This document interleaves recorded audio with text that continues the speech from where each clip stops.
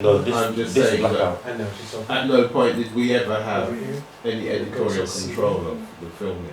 Come to desk. It was always the company coming in, but I think we've always rather stamped what they've done.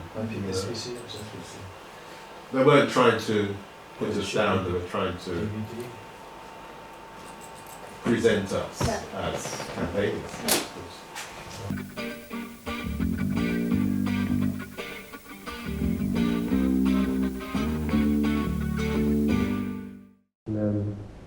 I think it'd be useful to have a quickie review and introduce it to people. Well, the issue of the voice on the 30th of October 1990 was particularly offensive. Not only did it lead with an article attacking Justin Fashioning for coming out in the Sun newspaper as a proud black gay man, but there were 8 or 9 other articles which were critical of the lesbian and gay community. And there were comments by some of the editorial staff of the Voice newspaper saying that lesbians and gays should go back into the closet. That our sexuality was looked dirty, and that heterosexuals were sick and tired of tortured queens running in and out of our closets. And I wondered what it was I or other black lesbians and gays had done to the newspaper to justify the violence of this attack. I wasn't so much concerned for myself, because although I was deeply hurt, I have support and friends and the background in black lesbian and gay community to help me. But I wondered what was happening to those who felt isolated, who felt alone, and who perhaps had to face their families in the morning reading this newspaper and hearing the family discuss how disgusting and shameful we were and how we virtually deserved to live. The Black, Lesbian and Gay campaign against media homophobia was formed as a result of that issue, and they bombarded the Voice with letters of protest. The campaign's greatest weapon, though, was a boycott, organised by the local government union, NowGo. Well, the Voice has always been dependent upon advertising which comes from local authorities and voluntary sector groups which advertise in the Voice under equal opportunities. Many of those groups are members of NowGo.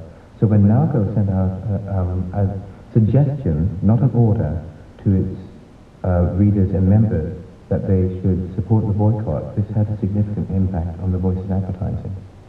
And ultimately the Voice had to give in. We seem to be on reasonable terms with the Voice, and I think that they have learned to have a little bit more respect for the lesbian and gay community than they did before.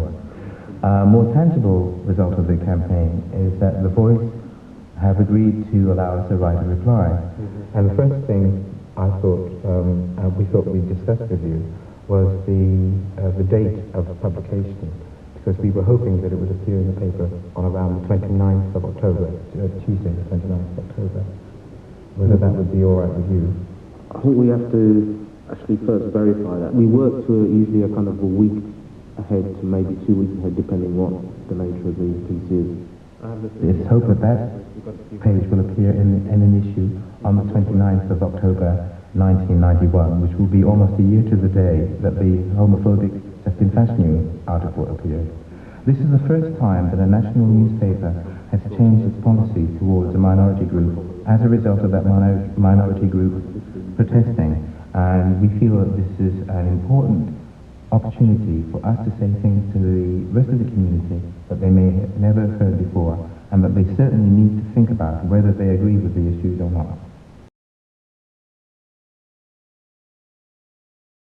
One of the reasons that we split up Black Lesbians and Gays Against Media Homophobia is because previously people had been challenging the Voice on their homophobia, and they were white groups like Outrage and ACT UP. Yeah. And the Voice turned around and said, "You're not really challenging us for our homophobia, you're being racist, you're attacking the only black newspaper." Yeah. Yeah.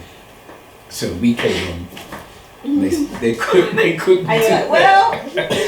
But then we also had to face and fight with some Outrage and ACT UP on some of the kind of racist overtones that they were using, and these blasted newspapers.